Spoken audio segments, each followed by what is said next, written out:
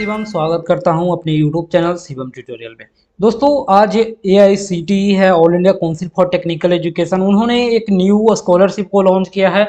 और दोस्तों, इस स्कॉलरशिप का नाम है AICTE स्वनाथ। दोस्तों, ये स्कॉलरशिप 2021-22 के सेशन के लिए शुरू किया गया है और मतलब ये पहली बार ही स्टार्ट हुआ है। दोस्तों, इसका डिटेल्स गाइडलाइंस आज जारी हो गया है और बहुत जल्द इसका एप्लीकेशन फॉर्म है वो भी रिलीज होने वाला है। तो दोस्तों, इस वीडियो में हम देखेंगे कि इसका एलिजिबिलिटी क्या है, कौन से स्टूडेंट इसे भर सकते हैं, उसके बाद इसका अमाउंट कितना मिलने वाला है, कितने स्टूडेंट को मिलेगा। उसके बाद हम देखेंगे इसका डॉक्यूमेंट्स का मतलब क्या रिक्वायरमेंट है और इसका सिलेक्शन प्रोसेस कैसा है। दोस्तों, तो आइए हम वीडियो को शुरू करते हैं। दोस्तों, सबसे पहले हम आपको बता दें कि ये जो इसका स्कॉलरशिप का ऑब्जेक्टिव है, आप देख सकते हैं यहाँ पे साफ साफ लिखा गया है कि ये मतलब इनकरेजमेंट और सपोर्ट के लिए शुरू किया गया है। और ये सपोर्ट वैसे स्टूडेंट को मिलेगा जो बिल्कुल अनाथ हैं या फिर जिनके पेरेंट्स हैं, यानी माता पिता या फिर माता पिता में से कोई एक का देहांत हो चुका है कोविड-19 के कारण दुर्भाग्यपूर्ण। दोस्तों, उसके बाद में जो भी आर्म्ड फोर्स हैं, सेंट्रल पैरामिलिट्री फोर्स हैं, उन वो शहीद हो चुके हैं। और अगर उनके बच्चे अभी all India council of technical education से अप्रूव्ड यानी AICTE से अप्रूव्ड किसी इंस्टीट्यूट में या फिर कोई कोर्स में पढ़ाई कर रहे हैं तो उनको ये स्कॉलरशिप मिलेगा। ये उनके बच्चों के लिए मतलब फाइनेंशियली सपोर्ट के लिए शुरू किया गया all India council of technical education का मतलब ये स्कॉलरशिप स्कीम है। दोस्तों, इसके एलिजिबिलिटी की बात करिए तो यहाँ पे साफ साफ देख सकते हैं, यहाँ लिखा गया है the candidate should be from any one of the following categories,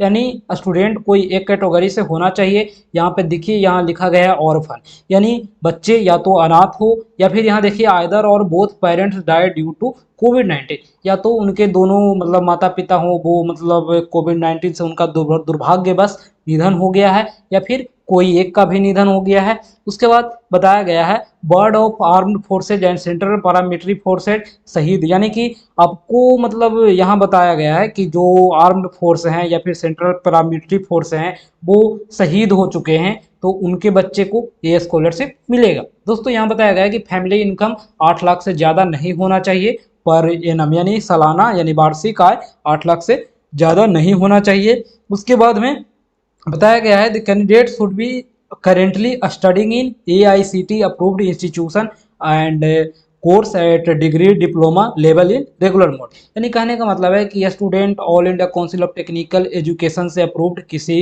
institute या फिर कोर्स में पढ़ाई कर रहा हो और वो कोर्स डिग्री या डिप्लोमा लेवल का है तो उनको मिलेगा। कहने का मतलब है कि बच्चा अगर इंजीनियरिंग या फिर पॉलिटेक्निक कर रहा हो तो उसको मिलेगा।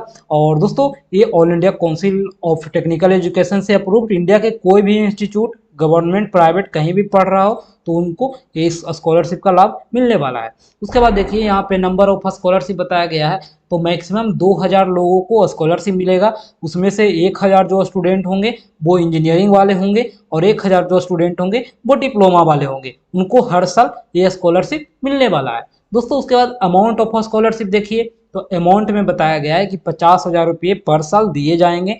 जो 4 साल वाले कोर्स कर रहे हैं उनको 4 साल मिलेंगे और जो 3 साल वाले कोर्स कर रहे हैं यानी डिप्लोमा वाले हैं तो उनको 3 साल ये मिलेंगे। दोस्तों, ये पैसे आपको मतलब कॉलेज फी देने के लिए, कंप्यूटर खरीदने के लिए या फिर स्टेशनरी बुक है, कोई इक्विपमेंट लेना चाह रहे हैं, सॉफ्टवेयर लेना चाह रहे हैं तो इन सारे के कामों के लिए पैसे दिए जाएंगे आपको एक मदद के तौर पे। दोस्तों, बहुत ज़्यादा मतलब इस बार कोविड-19 के कारण बहुत सारे ऐसे बच्चे होंगे जिनके माता पिता की मृत्यु हो चुकी है तो उनके लिए मतलब ये बहुत अच्छी योजना है।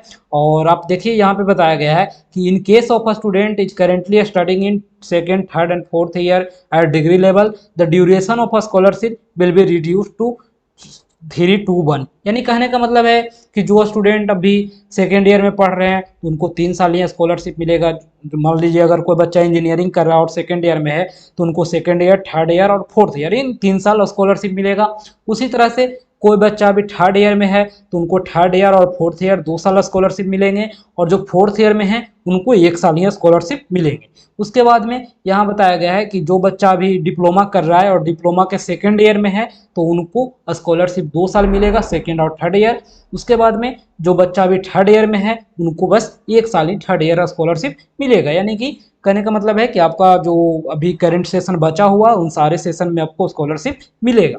दोस्तों हम यहाँ देखिए सिलेक्शन क्राइटेरिया देखते हैं। तो सिलेक्शन क्राइटेरिया में जो बीटेक वाले स्टूडेंट हैं उनको साफ साफ लिखा गया है कि उनको 10+12 यानी 12th में जितना मार्क्स आया 10+2 में या फिर उसके इक्विवेलेंट कोई एग्जामिनेशन पर अगर आप पास करते हैं तो उसमें जितना मार्क्स आया है उसी के बेसिस पे आपका सिलेक्शन होगा। और देखिए अगर टैली कर जा रहा है यानी कि आपका मान लीजिए 2 स्टूडेंट का सेम हो जा रहा है तो वहाँ पे 10th का मार्क्सशीट का मार्क्स देखा जाएगा। उसके बाद भी टैली कर जा रहा है तो एज देखा जाएगा। उसके बाद में एनुअल फैमिली इनकम देखा जाएगा। उसके बाद आप देख सकते हैं जो एज है वो 10th एग्जामिनेशन का जो परसेंटाइल है वो अगर टाई करता है तो जो इल्डर होंगे उनको मतलब रैंक ज़्यादा होगा, यानी जो जिनका उम्र ज़्यादा होगा उनका रैंक भी ज़्यादा होगा। तो इस टाइप का से अगर टैली करता है उनके लिए है दोस्तों। उसके बाद में आप देखिए यहाँ डिप्लोमा स्टूडेंट के लिए बताया गया है कि डिप्लोमा वाले को जितना 10th का मतलब मार्क्स आया है उसी के बेसिस पे सिलेक्शन होगा, या फिर उसके इक्विवेलेंट में अगर कोई एग्जाम दिए हैं तो उनके बेसिस पे उनका सिलेक्शन होगा। और इसमें भी बताया गया है कि अगर मार्क्स टैली कर जा रहा है तो उनका एज जो मतलब जिनका एज ज़्यादा होगा उनको मतलब रैंक भी ज़्यादा होगा। उसके बाद फैमिली इनकम के बेसिस पे उनको टैली को दूर किया जाएगा दोस्तों। उसके बाद रिजर्वेशन की बात करें तो रिजर्वेशन जो गवर्नमेंट ऑफ इंडिया के तहत मिल रही है वो सारे रिजर्वेशन लागू रहेगी। उसके बाद प्रोसीजर की बात करते हैं तो प्रोसीजर आप देखिए एप्लीकेशन का प्रोसीजर है यहाँ पे बताया गया है। The candidate fulfilling the eligibility condition is required to online on national scholarship portal, यानी एनएसपी के पोर्टल पे ही आपका स्कॉलरशिप होगा शुरू। यानी कि जो भी नोटिस वगैरह पब्लिश्ड है वो होने वाला है एनएसपी के वेबसाइट पे ही और वहीं से आपको फॉर्म को फिलअप करना है।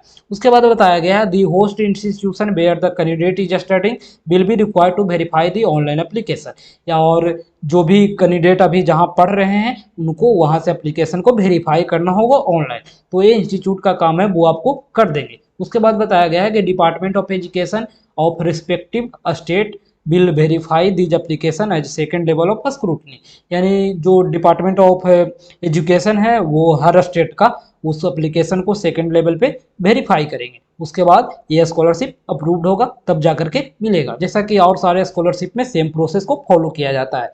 उसके बाद रिन्यूअल का बात किया गया है तो यहाँ पे देखिए बताया गया है the scholarship will be renew for the next year of study on receipt of renewal through NSP by submitting promotion form of head of the institution on the NSP portal. यानी कहने का मतलब है जो प्रमोशन फॉर्म होता है यानी कि आप नेक्स्ट कक्षा में गए तो इसका जो एग्जामिनेशन का रिजल्ट वगैरह है वो सब सारा वेरीफाई करवाने के बाद एनएसपी पोर्टल पे अपलोड करना होगा। उसके बाद रिन्यूअल होगा। उसके बाद बताया गया student failing to get promoted on next class और those who are not applying in time of a scholarship would forfeit for a scholarship. नहीं कहने का मतलब है जो फेल हो जाएंगे या फिर जो आप अप्लाई नहीं कर पाएंगे in the time of a scholarship तो वो उनको मतलब स्कॉलरशिप से फिर हटा दिया दोस्तों। उसके बाद आप पेमेंट की बात करते हैं तो पेमेंट आपको मतलब डीबीटी के थ्रू ऑनलाइन ही आपको मिल जाएगा। उसके बाद हम डॉक्यूमेंट्स देखिए डॉक्यूमेंट्स क्या क्या बोला गया अपलोड करने के लिए। तो जो बच्चे अनाथ होंगे उनको डेथ सर्टिफिकेट देना होगा, फादर्स और मदर्स दोनों का डेथ सर्टिफिकेट लगेगा। उसके बाद में एक एफिडेविट बोला जा रहा है notarize affidavit of fresh 100 stamp paper, यानी 100 रुपये के स्टाम्प पेपर पे आपको एक एफिडेविट बनाना होगा। उसके बाद में आप यहाँ पे बोनाफाइड सर्टिफिकेट कोई इंस्टीट्यूशन से लेना होगा जहाँ आप पढ़ रहे हैं वहाँ से आपका एक बोनाफाइड सर्टिफिकेट लगेगा। और उसके बाद 10+2 का यानी 12th का मार्कशीट और 10th का मार्कशीट अगर आपके पास है तो वो आपको हर हाल में चाहिए। यानी कि जो डिग्री वाले होंगे तो उनको 10th 12th और दोनों चाहिए, और जो इक्विवेलेंट होंगे यानी डिप्लोमा वाले तो उनको 10th का ही चाहिए। उसके बाद में कास्ट कैटेगरी सर्टिफिकेट चाहिए, यानी कास्ट आपका जो भी हो SC ST OBC तो आपको हर हाल में कैटेगरी सर्टिफिकेट देना पड़ेगा दोस्तों। उसके बाद में देखिए यहाँ बताया गया है the for candidate who either or both parent died due to covid. अब जिनके माता पिता कोविड-19 के कारण डेथ कर गए हैं उनको कौन कौन से डॉक्यूमेंट्स लगने वाला है तो उनका देखिए यहाँ पे लिखा गया है death certificate of father mother या फिर बोथ मतलब आपको देना होगा, डेथ सर्टिफिकेट बनवाकर यहाँ पे सबमिट करना होगा। उसके बाद में यानी कहने का मतलब है कि आपका जो माता पिता हैं वो अगर कोई जिंदा हैं तो उनका जो भी फैमिली का मतलब एनुअल इनकम है वो 8 लाख से कम होना चाहिए और उनका एक सर्टिफिकेट आपको देना होगा। दोस्तों ये कहने का मतलब है आपको कि एनुअल इनकम का सर्टिफिकेट लगेगा। उसके बाद आपको बोनाफाइड कॉलेज से बनाना है। उसके बाद 10+2 और का जो भी मार्कशीट वगैरह है उसके अकॉर्डिंग आपको देना होगा। और उसके बाद कैटेगरी सर्टिफिकेट है और यहाँ पे आपको 100 रुपये का स्टाम्प पेपर पे आपको एक एफिडेविट बनवाना होगा। दोस्तों तो ये सारे डॉक्यूमेंट्स थे जो आपको हर हाल में रेडी रखना है अगर आप इसके लिए एलिजिबल हैं तो। दोस्तों उसके बाद में बताया गया है जो भी स्टूडेंट होंगे आर्म्ड फोर्स के या फिर सेंट्रल पैरामिलिट्री फोर्स के शहीद जो हो चुके हैं उनके जो बच्चे होंगे उनके लिए तो यहाँ पे उनका डेथ सर्टिफिकेट चाहिए, शहीद सर्टिफिकेट जो सेंट्रल मिलिट्री फोर्सेज या आर्म्ड फोर्स के द्वारा जारी किया जाता है वो चाहिए। उसके बाद उनका बोनाफाइड सर्टिफिकेट चाहिए। यहाँ पे बताया गया है करेंटली इनकम सर्टिफिकेट यानी कि जो भी इनकम सर्टिफिकेट फाइनेंशियल ईयर में बनता है वो उनको हर हाल में चाहिए। उसके बाद यहाँ 10th-12th का मार्कशीट चाहिए। अगर कोई स्टूडेंट डिग्री लेवल का है तो उनको 10th और 12th दोनों का चाहिए और डिप्लोमा वाले का ओनली 10th लेवल का सर्टिफिकेट चाहिए। उसके बाद कैटेगरी सर्टिफिकेट चाहिए जिसमें SC ST OBC सारे स्टूडेंट को कैटेगरी सर्टिफिकेट देना होगा। दोस्तों उसके बाद कुछ टर्म एंड कंडीशन बताया गया है तो टर्म एंड कंडीशन आप देख लीजिए। यहाँ बताया गया है application will be invited once in year through national e scholarship portal government of India. कहने का मतलब है कि साल में एक बार स्कॉलरशिप को मतलब जारी किया जाएगा वो NSP के पोर्टल पे। उसके बाद बताया गया है कि जो एप्लीकेशन कंप्लीट हो जाएगा यानी कि पूरी तरह से फिलअप नहीं रहेगा उसे रिजेक्ट कर दिया जाएगा। उसके बाद यहाँ बताया गया है उसके आप देख सकते हैं दो इफ ए कैंडिडेट फेल्स या drop out in subsequent year they will be not be eligible for further scholarship. अगर कोई स्टूडेंट ऐसा है जो मतलब अभी एडमिशन लिया उसको स्कॉलरशिप मिला और फिर बाद में वो ड्रॉप आउट कर जा रहा है तो यानी छोड़ दे रहा है पढ़ाई तो उसको आगे स्कॉलरशिप नहीं मिलेगा। तो ये सारे रूल्स रेगुलेशन यहाँ समझाया गया है। उसके बाद बताया गया है कि scheme will be implemented and monitored by all India council of technical education. तो मतलब कहने का मतलब है कि सारा देख रेख है वो AICT ही करेगा। उसके बाद तो दोस्तों ये सारी बातें थी जो आपको जाननी चाहिए। अगर आपका कोई भी दोस्त वगैरह हो या फिर जान पहचान की कोई ऐसे आदमी हो या कोई ऐसे स्टूडेंट हो जिनके मतलब माता पिता का देहांत हो चुका है कोविड-19 की वजह से तो उनके पास ये वीडियो पहुंचा दे ताकि उनको ये स्कॉलरशिप का लाभ मिल सके और वो अभी से डॉक्यूमेंट्स वगैरह बनवा कर रख सके ताकि उनको इस योजना का लाभ मिले। दोस्तों आई थिंक वीडियो पसंद आया होगा और आपको समझ में भी आया होगा और दोस्तों पसंद आए तो लाइक कर दे और अपने दोस्तों में ज़रूर शेयर करें। Thank you.